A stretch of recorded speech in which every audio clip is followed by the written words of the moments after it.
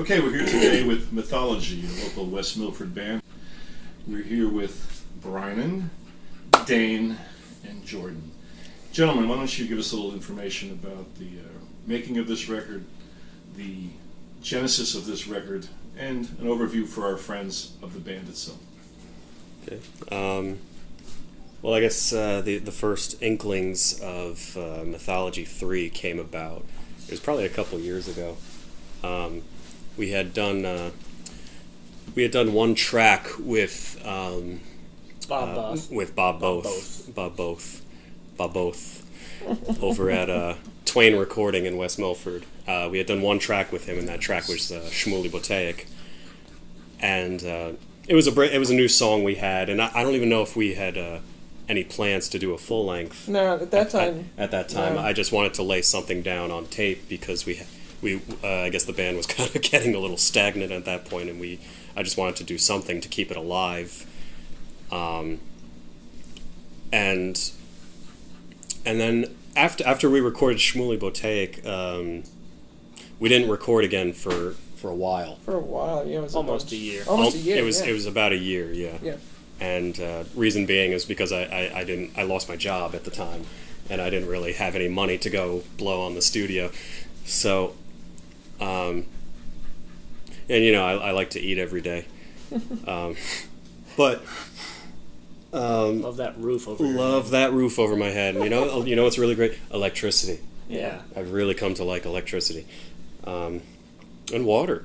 But anyways, so I finally got employed again.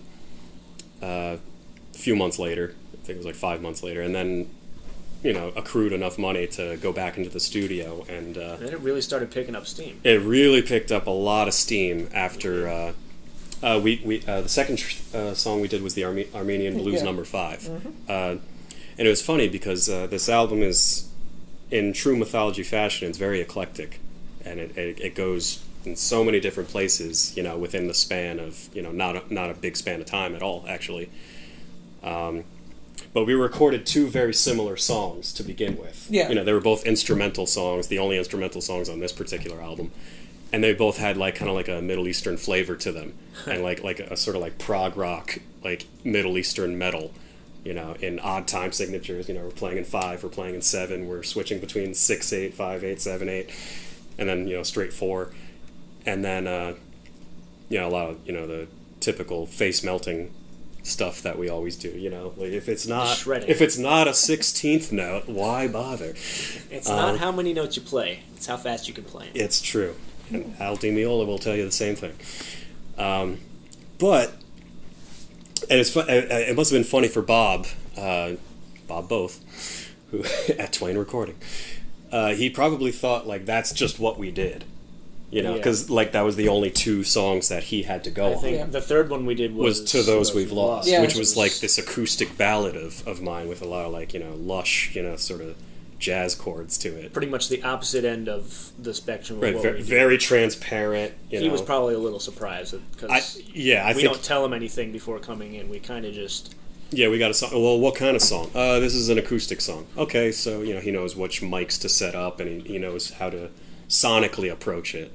And I was like, well, this one actually has vocals. He's like, oh, you guys do vocals? I was like, yeah, we actually mostly do vocals. It's just we decided to start out with these short pieces to I guess kind of get our feet wet again, because we hadn't recorded in a while. And I guess at least I did. I can't speak for Dane or Jordan, but I wanted this record to be very very picture perfect, as it were. And so we decided to do some short pieces just to get used to the recording process again, because it had been a few years. And then we did To Those We've Lost, which is kind of like a very tender acoustic ballad. It's one of my favorites. It's a very, very beautiful song of mine that I probably wrote that 7 years ago. And it was one of those songs that just kind of lay dormant for a long time and then took forever to mature, And then I added, a lot of different stuff to it. But How different would you say this record is to the second album, to the first album? terms of the progression?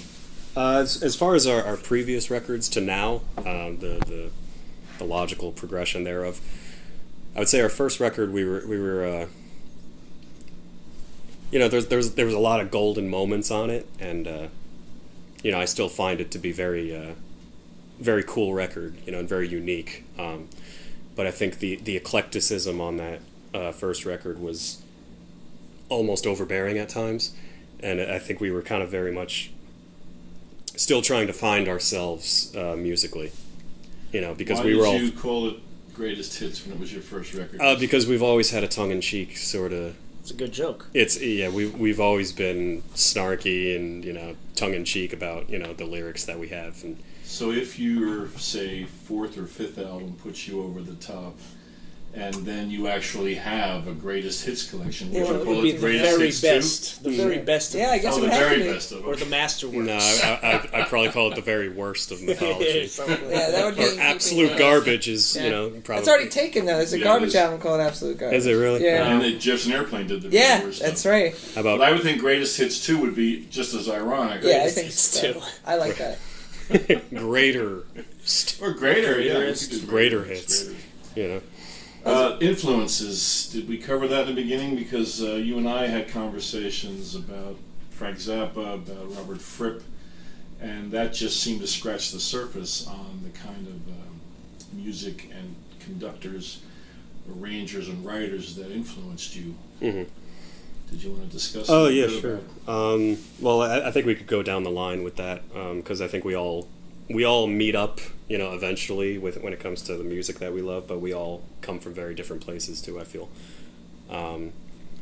For me, it was, Frank Zappa was always a humongous influence to me, not just in music, but in overall life philosophy.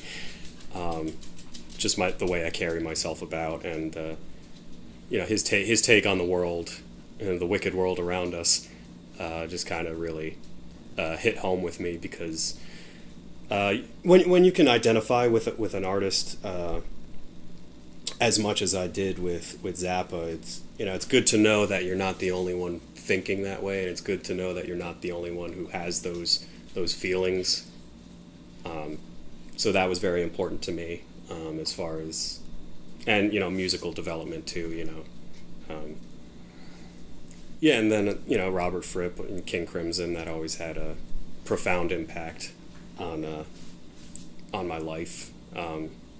Just how they never really kowtowed to anything, and they just did what they wanted, and it was never bad. It was always golden. And there's also I always loved Django Reinhardt. Nice, okay. And he was the first time I heard Django, I was like, it was like the first time I heard guitar playing.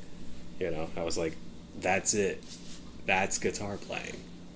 Like I'd never heard it till before I was 16. And I was like, that's what I want to do. So that's where my jazzy, more jazzy stuff comes out. I was, John McLaughlin was always a big one too, and Chick Corea, the classic fusion period, if you will.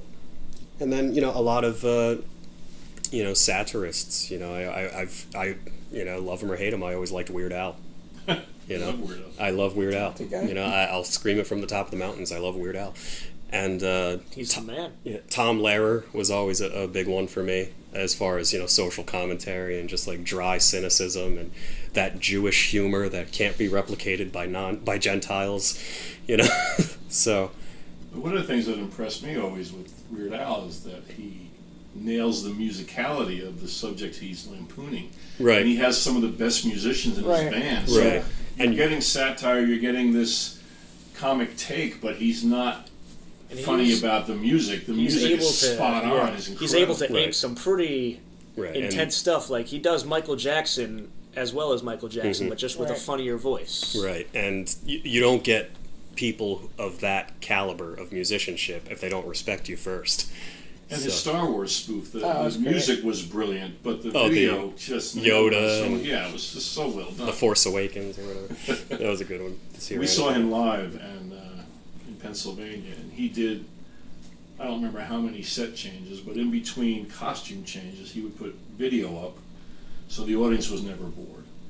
And the band he had was his traditional band, They Killed It. but he actually went to all the trouble to suit up and recreate a lot of. He puts on the fat suit, right? Everything. Yeah, That's like a serious costume change. He did the. You ain't Amish, fat. he did- You nothing. Yo, man, ding dong. Yeah. Have a ding dong. No, man, I'm cool.